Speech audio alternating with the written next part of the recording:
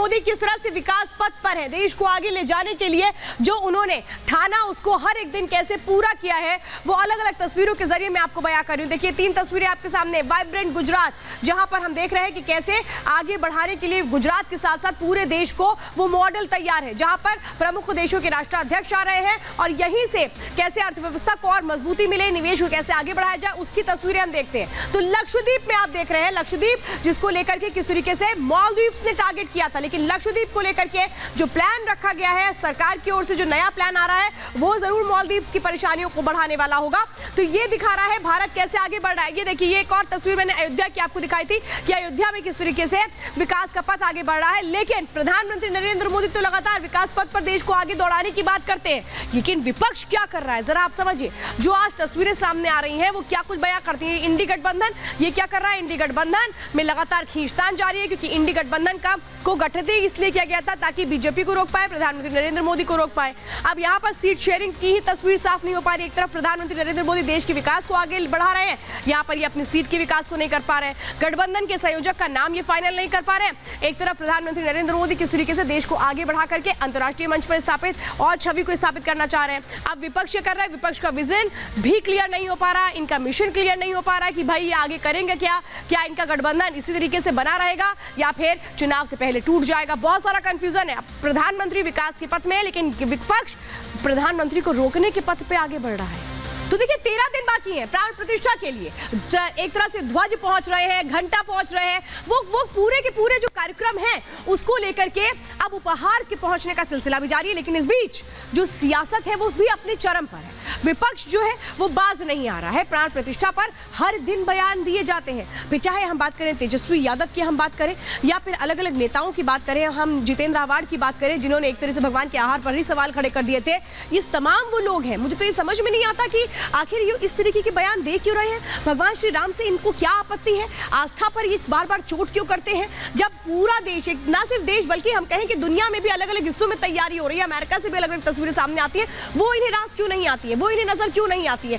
क्या एक तरह से कहें इनके पास और कोई रास्ता नहीं रह गया है भगवान श्री राम को लेकर के सियासत किए बिना? क्या कहे कि इनका जो वोट बैंक की राजनीति है वो पूरी नहीं होगी और इसीलिए क्या ये सब कुछ किया जा रहा है? लेकिन क्या जनता इसे माफ करेगी? आस्था पर जो बार बार चोट हो रही है क्या जनता छोड़ देगी? सवाल तो ये है। अब देखिए कमलनाथ वो क्या कुछ कह रहे हैं राम मंदिर पर। राम मंदिर बीजेपी का नहीं सबका है। तो बीजेपी ने कब कहा राम मंदिर उनका है? ये कमलनाथ जो कह रहे हैं कि नहीं बीजेपी का नहीं है। सुप्रीम कोर्ट के फैसले के बाद मंदिर बनना शुरू हुआ। जाहिर सी बात है, सुप्रीम कोर्ट ने फैसला दिया, उसके बाद कमेटी बनी और मंदिर बनना शुरू हुआ। बीजेपी की सरकार है तो बीजेपी की जिम्मेदारी थी मंदिर बनवाना, ये कमलनाथ कह रहे हैं। बीजेपी के पास मंदिर का पट्टा तो नहीं है। 22 तारीख को नहीं, बाद में अयोध्या जाऊंगा, ये कमलनाथ जो 22 तारीख में जाने से गुरेज कर रहे हैं, लेकिन कह रहे हैं कि नहीं मैं तो बाद में जाऊंगा। अब ये वो सियासत है जो नजर आती है, लेकिन सियासत के साथ साथ किस तरह से वो भव्य तस्वीरें भी अयोध्या से सामने आती हैं। भले ही ये विपक्षी पार्टियों के जो लोग हैं उसे देखे ना देखे, लेकिन वो तस्वीरें जो बता रही हैं कि कैसे अयोध्या उत्सव होने को तैयार है, बस 13 दिन का इंतजार है। एक रिपोर्ट देखिए।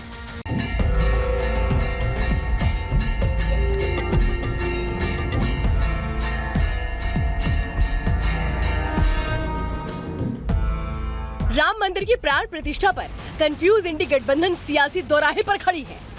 एक ओर सियासत का भक्ति पथ है तो दूसरी ओर बहिष्कार गुट की जुदा डगर। आस्था की सियासी भंवर में सबसे बुरी फंसी कांग्रेस की सियासी स्टैंड को इस बयान से समझिए।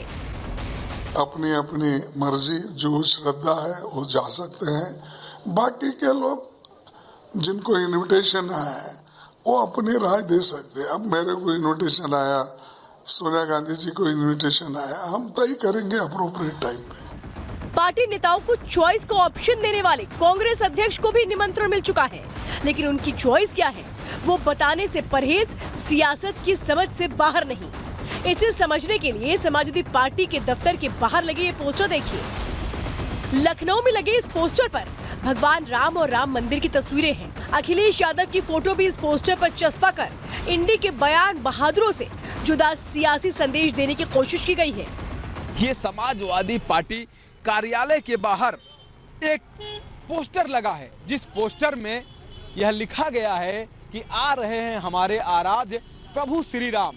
एक तरफ रामलला की दिव्य और भव्य फोटो लगी है, दूसरी तरफ समाजवादी पार्टी के राष्ट्रीय अध्यक्ष पूर्व मुख्यमंत्री अखिलेश यादव की फोटो लगी है। कहीं न कहीं इन कार्यकर्ताओं की मंशा है कि अखिलेश यादव सहित जो शीर्ष नेतृत्व है वो राम मंदिर अयोध्या दर्शन के लिए जरूर जाए। लेकिन सवाल ये कि क्या गठबंधन सहयोगियों को छोड़कर अखिलेश यादव प्राण प्रतिष्ठा समारोह में जाएंगे या फिर कमलनाथ जैसा बीच का रास्ता चुनेंगे? भगवान बुलाते हैं तब दरबार में जाया जाता है, ये सबको बात पता है। हमारे हिंदू धर्म में यही बात कही गई है कि जब बुलावा लगता है तभी आप दर्शन करने के पहुंचते हैं। तो जब हमारा बुलावा लगेगा तो हम वहाँ पहुंच जाएंगे। राम मंदिर सबका है, तो सवाल खड़े करने का और कोई इसमें कहे कि श्रेय लेना चाहे, राम मंदिर सुप्रीम कोर्ट की जजमेंट के बाद इसकी शुरुआत हुई। इसको नहीं मैं जाऊंगा, कभी ना कभी जाऊंगे। अखिलेश अभी तक फैसला नहीं ले पाए हैं कि करना क्या है, तो दूसरी ओर उनकी ही पार्टी के विधायक नई चुनौतियां पेश कर सियासत के नए छोर पर जाकर खड़े हो गए हैं। जब भगवान बुलाते हैं तभी दर्शन पाते हैं आप, बिना बुलाए कोई नहीं जाता। भगवान बुलाते हैं तो हम सब जाते हैं, और ये भी हम जानते हैं कि भगवान कब किसका बुलावा दे दे, कब किसको बुला ले।